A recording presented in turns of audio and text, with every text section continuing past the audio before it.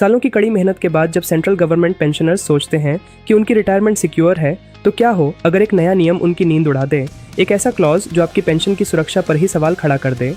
Bharat pensioners BPS और all India defence employees federation AIDEF ने 8th पे कमीशन की टर्म्स ऑफ रेफरेंस TOR में पेंशन और फैमिली पेंशन रिवीजन को शामिल करने की मांग की है। खासकर वे सेंट्रल गवर्नमेंट एम्प्लॉयज़ जो 1 जनवरी 2026 से पहले रिटायर्ड हुए हैं, उनके लिए रिवीजन और पास्ट और फ्यूचर पेंशनर्स के बीच समानता पैरिटी सुनिश्चित करने की बात कही गई है।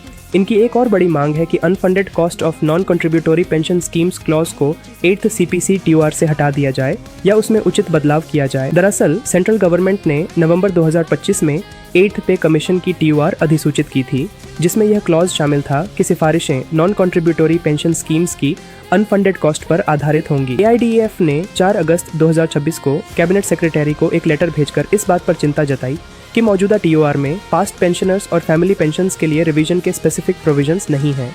इसके बाद 13 BPS ने प्राइम मिनिस्टर नरेंद्र मोदी को भी एक पत्र लिखा, जिसमें रिवीजन क्लॉज को स्पष्ट रूप से शामिल करने और अनफंडेड कॉस्ट एक्सप्रेशन में संशोधन की मांग की गई।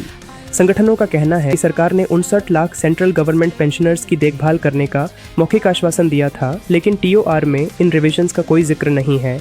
ये साफ विरोधाभास दिखाता है, एक तरफ वादे, दूसरी तरफ ऑफिशियल। इन संगठनों का दबाव जारी है और देखना होगा कि सरकार इस मामले पर क्या कदम उठाती है।